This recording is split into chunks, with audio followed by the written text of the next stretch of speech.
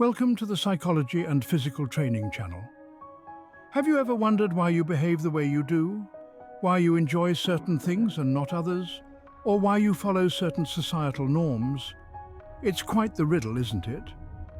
The answer lies in an intriguing concept called socialization. It's like the invisible hand that molds our behavior, values and norms, guiding us through the labyrinth of life. From a psychological perspective, socialization is the process by which we learn, internalize, and carry out specific societal roles. It's not as simple as learning to tie your shoes or riding a bike. No, it's a lifelong journey that starts the moment we're born and continues until our final breath. It's through socialization that we learn to understand and navigate the world around us, shaping not just our individual personalities, but the very fabric of our societies. In essence, socialization is the process through which we learn to become functioning members of society. The process of socialization. So how does this process of socialization occur? Well, let's dive right in and break it down. Socialization is not a one-off event, it's a continuous journey that begins the moment we're born and continues until our final days. This journey is typically divided into four main stages: childhood, adolescence, adulthood, and old age. Each stage contributes uniquely to our individual development. In the first stage, childhood, we're like sponges, absorbing everything around us. We learn basic skills, norms, and values from our immediate family. We start understanding what's acceptable and what's not. We learn to speak, to share, to follow rules. Essentially, we learn how to be human. Next, we move into adolescence. This stage is marked by a search for identity. We start to question, explore, and push boundaries. Peer groups become influential as we strive to fit in and establish our individuality. Our sense of self starts to solidify as we grapple with societal expectations and personal desires. Then we transition into adulthood. Now, we're not just absorbing social norms, but actively participating in their creation and enforcement. We may start families of our own, passing on the norms and values we've learned to the next generation. We may also challenge and change societal norms based on our experiences. Lastly, we reach old age. This stage is often marked by reflection. We evaluate our lives, the choices we made, the norms we followed. Here, socialization shifts from learning and participating to imparting wisdom and experiences. Remember, these stages aren't rigid boxes we tick off as we age. They're fluid, overlapping, and evolving.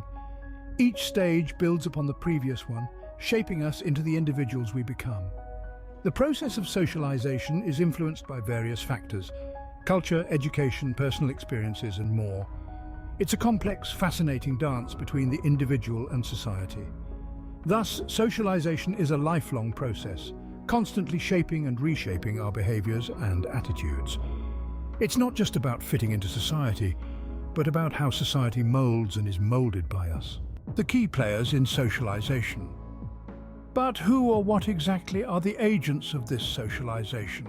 Well, there are four primary agents of socialization that significantly influence our behaviors, norms, and values. These are the family, school, peer groups, and mass media. Let's start with family. It's our first and most influential agent of socialization. From the moment we're born, our family begins to shape us. They teach us basic skills like walking and talking, but also instill values, beliefs, and cultural norms. Our family's socioeconomic status, religion, and cultural background all play a significant role in defining our worldview. Next, we have school. This is where we learn social skills outside of our family. We encounter diversity, learn to interact with authority figures other than our parents, and gain academic knowledge. Schools also expose us to societal norms and expectations. The hidden curriculum, though less obvious, subtly teaches us about punctuality, following rules and competition. Then we have peer groups. As we grow older, our peers become increasingly influential. Friends can shape our tastes in music, fashion, and even our attitudes and behaviors.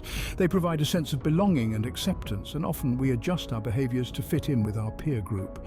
It's a powerful form of socialization that continues into adulthood. Lastly, we have mass media. In today's digital age, media's influence is pervasive. Television shows, movies, music, social media, they all shape our perceptions of the world, our sense of what's normal, and even our self-image. Media can reinforce societal norms, but it can also challenge them and bring about change. So there you have it. The family, school, peer groups, and mass media, each agent plays a unique role, and their influences overlap and intersect in complex ways. They guide our socialization process, shaping our attitudes, beliefs, and behaviors. These agents of socialization collectively shape us into the individuals we become. The impact on social development. Now, let's delve into how socialization influences our overall social development. Socialization is akin to a rudder, guiding our social development, steering us through the waters of life. It plays a crucial role in shaping our cognitive skills, emotional growth, and social competence. Let's break that down a bit, shall we? Think of cognitive skills as the tools we use to learn, remember, problem solve, and pay attention. Socialization acts as a catalyst in developing these skills. From an early age, we learn how to interpret the world around us, to understand societal norms, and to make sense of human behavior. This cognitive grasp is largely due to socialization. It's through our interactions with others that we learn to think, reason, and make decisions. Next, let's touch on emotional growth. Socialization is a significant player in helping us understand and express our emotions effectively. As we navigate through the complexities of social interaction, we experience a range of emotions. Through socialization, we learn to identify, process, and appropriately express these feelings. It's this emotional growth that enables us to form meaningful relationships and connections with those around us. Moving on to social competence.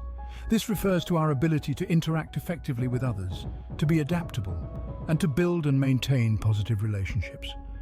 Socialization equips us with the skills to navigate the social world, to understand and respect cultural differences, and to empathize with others. It's through this process that we learn the very essence of being social creatures. However, it's important to note that just as there can be positive socialization, there can also be negative socialization. Positive socialization, characterized by supportive and nurturing interactions, can lead to healthy social development. On the other hand, negative socialization, marked by harmful or destructive interactions, can hinder our social development, leading to social and emotional difficulties. Socialization, therefore, is instrumental in our overall social development. It's the invisible hand that shapes us, the unseen force that molds us into the social beings we are today. The different types of socialization. Did you know that there are different types of socialization? Yes, socialization isn't a one-size-fits-all process. It can be seen as a spectrum with three main types: primary, secondary, and anticipatory socialization.